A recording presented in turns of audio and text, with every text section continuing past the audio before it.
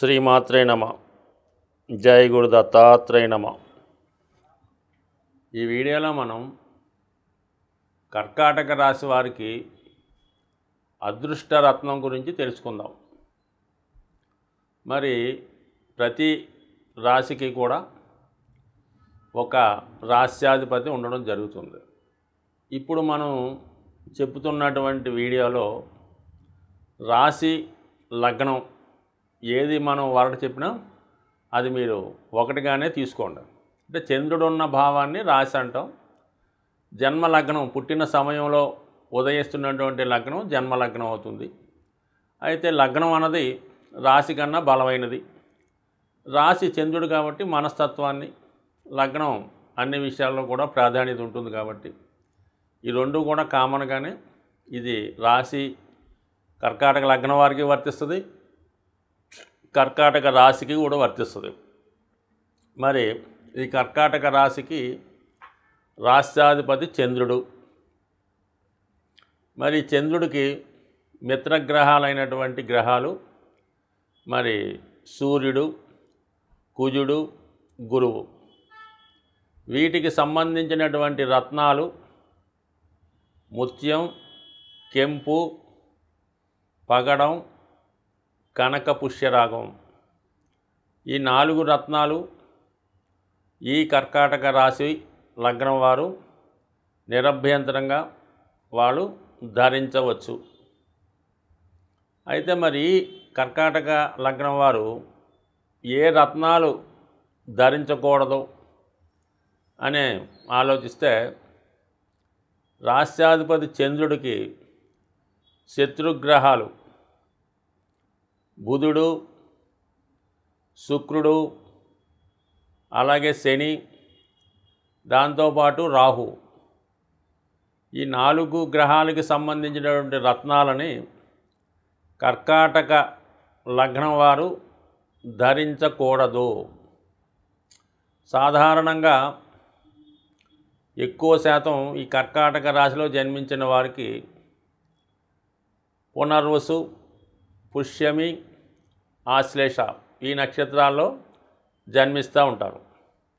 సాధారణంగా మన పంచాంగంలో కానీ పుస్తక పరిజ్ఞానం ఉన్నవాళ్ళు మరి పునర్వసు నక్షత్రంలో జన్మించాడు, కనక పుష్యరాగం పెట్టుకోండి, ఓకే, పెట్టుకోవచ్చు. అయితే పుష్యమి నక్షత్రంలో జన్మించాడు, నీలం ధరించకూడదు. ఎందుకంటే మరి కర్కాటక రాశికి నీలం అష్టమాధిపతి, రాష్ట్రాధిపతి చంద్రుడికి శత్రుగ్రహం, అందువలన నీలం ధరించకూడదు. అయితే శని భగవానుడికి ప్రీతి కొరకు శని భగవాన్ని పూజించాలి. దానం, జపం, హోమం మొదల క్రియల ద్వారా శని భగవాన్ని సంతృప్తి పరచుకోవాలి. అలాగే ఆశ్లేష నక్షత్రం పచ్చ దాని యొక్క రత్నం. ఇది కూడా ఈ కర్కాటక రాశి వారు కానీ కర్కాటక లగ్నం వారు కానీ పచ్చ ధరించకూడదు. సో ఇది కామన్గా ఉంది. బట్ ఆ విధంగా మరి కర్కాటక రాశి వారు నీలం, పచ్చ, మరి డైమండు ధరించకుండా ఉంటేనే మంచిది. అయితే మరి ఈ మనం ఇందాక చెప్పుకున్నటువంటి 4 రత్నాల్లో ఏది అత్యంత బలమైనది, శ్రేష్టమైనది అని ఆలోచించినప్పుడు కర్కాటక రాశి వారికి ముఖ్యంగా రాష్ట్రాధిపతి చంద్రుడు మనస్కారకుడు.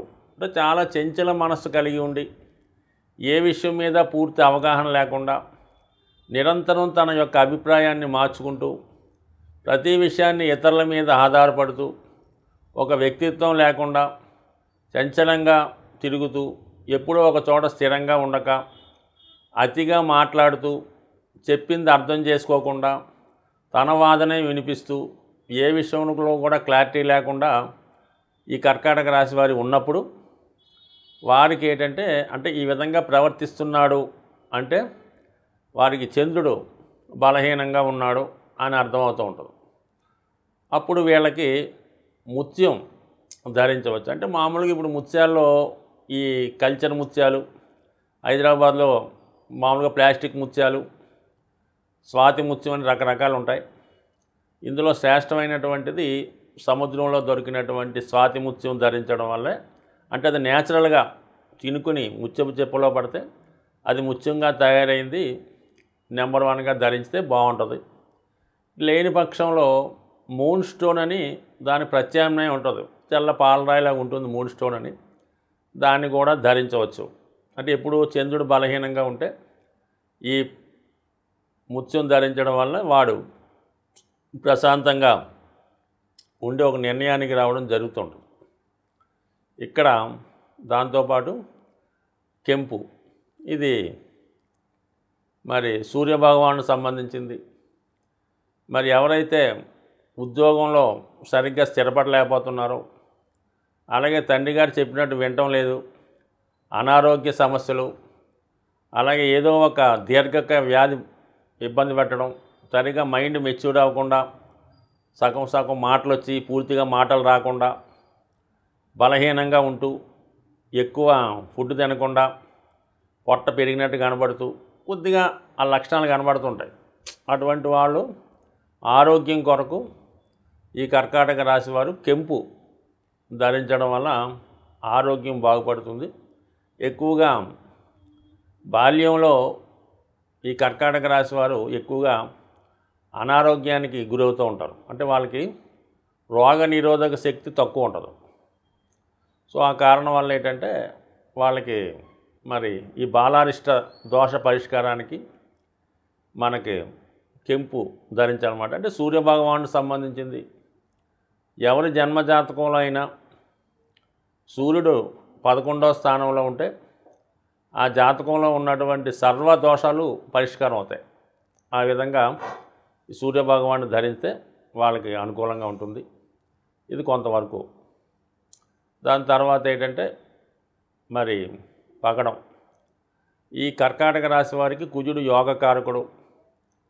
ఎవరైతే పరీక్షలు అంటే భయపడుతున్నారో, పెళ్ళి అంటే భయపడుతున్నారో, పెళ్ళికి దూరంగా ఉంటారు, వాళ్ళు పెళ్లి చేసుకోమంటుంటారు, పెళ్లి చూపులు అంటే భయపడుతుంటారు, మగవాళ్ళు అయితే అలా వాయిదేస్తుంటారు, అమ్మాయిలు మరీ భయపడుతుంటారు. ఎవరైతే పెళ్ళికి భయపడుతున్నారో, పరీక్షలు అంటే భయపడుతున్నారు, ఉద్యోగం చేయడం అంటే ఒక గండంగా ఉంటుంది, అటువంటి వారు పగడం ధరించవచ్చు. అంటే కుజుడు ఈ లగ్నానికి యోగకారకుడు, చతుర్థ దశమాధిపతిగా అటువంటి కుజుడి యొక్క పగడం శ్రేష్టమైనటువంటి పగడాన్ని, అంటే ఇది సముద్రంలో దొరికినటువంటి స్వచ్ఛమైనటువంటి జపాన్ నుంచి వస్తాయని అంటారు కొంతమంది. మొత్తం మీద ఒరిజినల్ పగడం ధరించడం మంచిది.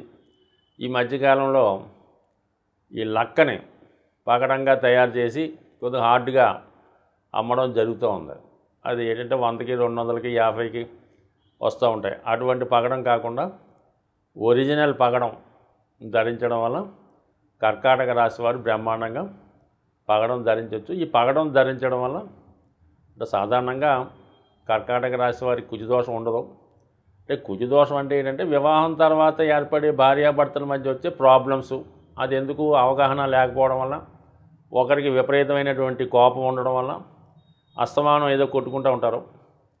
దాని తర్వాత ఏంటంటే కుజుడు కోరికలకు కారణమవుతుంటాడు. ఈ భర్త యొక్క కోరికలు భార్యకి ఏదో ఆవిడ అనారోగ్యం వల్ల, వేరే కారణాల వల్ల ఆవిడ రెడీగా లేకపోవడం వల్ల, సంతృప్తికరంగా సంసార జీవితం లేకపోవడం వల్ల ఈ కుజదోషం యాక్టివేట్ అయ్యి కొట్టుకోవడం, తన్నుకోవడం, ఈ విడాకుల దాకా వెళ్ళడం, పోలీస్ స్టేషన్ సెటిల్మెంటు, ఈ కేసులు ఇవన్నీ కూడా ఈ కుజుడు యొక్క నెగిటివ్ ప్రభావం వల్ల వస్తుంటాయి. కాబట్టి సాధ్యమైనంత వరకు ఈ కర్కాటక రాశి వారు పగడం ధరించడం వల్ల ఉత్తమం, బాగుంది. సో ఇంకా ధరించకూడని రత్నాలు ఇందా మనం చెప్పుకున్నట్టు నీలం ఎట్టి పరిస్థితుల్లో కూడా ధరించకూడదు. చంద్రుడు శని కలిసినప్పుడు ఒక పునర్పు దోషం అని ఏర్పడుతుంటుంది. అంటే చేసిన పని మళ్ళీ చేయవలసి ఉంటుంది, సంబంధాలు దగ్గరికి వచ్చి మిస్ అవుతుంటాయి. అందువల్ల ఎట్టి పరిస్థితుల్లో కూడా కర్కాటక రాశి వారు నీలం పెట్టుకుంటే వివాహం ఆలస్యం అవుతుంది, జరుగుతూ ఉంటుంది. అంటే అదొకటే కారణం కాదు, కేవలం ఒక ఇండికేషన్ అంతే. అలాగే పచ్చ పెట్టుకోవడం వల్ల చాలా వరకు, అంటే చంద్రుడు మాతృకారకుడు. ఈ పచ్చ అంటే చంద్రుడికి పచ్చకి ఏంటంటే ఇద్దరికి ఎగ్నెస్ట్ ఉంటుంది. అంటే ఏంటంటే చంద్రుడు ఓకే బుధుడు అంటే చాలా ఇష్టపడుతుంటాడు. చంద్రుడు బుధుని యొక్క క్షేత్రాల్లో చాలా కంఫర్ట్గా ఉంటాడు. అయితే బుధుడికి మాత్రం చంద్రుడు అంటే మహా ఎలర్జీ, కోపం మాట. ఎందుకంటే తన యొక్క తల్లిని మోసం చేసాడు చంద్రుడు, దానివల్ల ఆమె అన్పాపులర్ అయింది అన్నటువంటి కోపం ఈ చంద్రుడి పైన బుధుడికి ఉంటుందన్నమాట. అందుకని ఈ బుధుడికి చంద్రుడి యొక్క రాశి అన్కంఫర్టబుల్గా ఉంటుంది. కాబట్టి మరి సాధారణంగా ఈ కర్కాటక రాశిలో జన్మించిన వాళ్ళు, ఈ ఆశ్లేష నక్షత్రంలో జన్మించిన వాళ్ళు పచ్చ పెట్టుకోవడం వల్ల మరి చాలా జాతకాల్లో అంటే అది కోయిన్సైడ్ అవ్వచ్చు, వాళ్ళ మదర్కి ఎక్కువ ఇబ్బంది కలుగుతూ ఉంది. అంటే ఎవరైతే పచ్చ పెట్టుకుంటాడో కర్కాటక లగ్నం కర్కాటక రాశి వారి తల్లిగారికి గైనిక్ సంబంధించిన ప్రాబ్లం, మానసిక సంబంధించిన సమస్యలు రావడం అది అదృశ్యకం యాదృశ్యకం కావచ్చు. బట్ ఎనీహౌ ఇది ఒక ఆలోచించదగ్గ విషయం అన్నమాట. అంటే ఇది ఒక యాక్టివేషన్ థియరీ అని నడుస్తూ ఉంటుంది అన్నమాట. ఒక భావ ఫలితం వచ్చినప్పుడు వేరే భావం యాక్టివేట్ అవుతుంటుంది అన్నమాట. సో ఇది ఒక శాస్త్రం అనుకుందాం. బట్ ఏదైనా కర్కాటక రాశి వారు పచ్చ ధరించవద్దు. ఇంకా వజ్రం చెప్పక్కర్లేదు, ఇంకా డైమండ్. ఎందుకంటే శుక్రుడు వజ్రానికి అధిపతి, మరి కర్కాటక రాశికి చంద్రుడు. ఈ రెండు కూడా పార్వతీదేవి లక్ష్మీదేవి అన్నమాట. అంటే శుక్రుడు డైమండ్ అన్నది లక్ష్మీదేవి, కర్కాటక రాశి చంద్రుడు పార్వతీదేవి. వీళ్ళిద్దరూ అత్తాకోడళ్ళు. వాళ్ళిద్దరికీ ఉన్నటువంటి వైరంలో ఉన్నటువంటి పురాణ గాథ అందరికీ తెలిసే ఉంటుంది.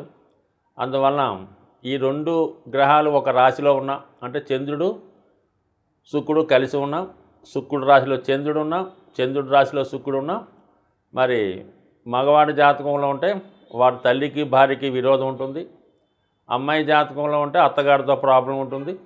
నిరంతరం ఒకళ్ళు గొప్ప అంటే ఒకళ్ళు గొప్పని వాళ్ళు ఈ భర్త గారిని మధ్యలో ఆడిస్తూ ఉంటారు అన్నమాట. సో ఇది డైమండ్ పెట్టుకోవడం వల్ల ఈ కర్కాటక రాశి లగ్నం వారికి స్త్రీలతో విరోధం వచ్చే అవకాశం ఉంది. ఇక నీలం పచ్చ అయింది, డైమండ్ కూడా అయింది కదా. ఇక రాహు మనకి గోమేదకు. ఇక రాహు ఏం చేస్తుంటాడు, చంద్రుడిని సూర్యుడిని మింగడానికి ప్రయత్నం చేస్తుంటాడు. విపరీతమైనటువంటి కోరికలు మొత్తం చంద్రుడినే మింగేస్తుంటాడు రాహు. అందుకని ఈ కర్కాటక రాశి వారు ఆ గోమేదకం పెట్టుకోవడం వల్ల వీళ్ళు మొత్తం డ్యామేజ్ అయ్యి మనసంతా కోరికలమయమై అర్హత లేని దానికోసం ఆలోచించి ఉన్నదాన్ని పోగొట్టుకుంటూ ఉంటారు. సో అందువలన ఈ కర్కాటక రాశి వారు వాళ్ళలో ఉన్నటువంటి భయం పోయి జీవితంలో స్థిరపడాలంటే ఒక స్వచ్ఛమైనటువంటి జాతి పగడాన్ని, అది సుమారుగా 3 క్యారెట్లు పైన ఉంటే మంచిది. 6 క్యారెట్లు 7 క్యారెట్లు లెక్కలేదు, కానీ వెయిట్తో సంబంధం లేదు.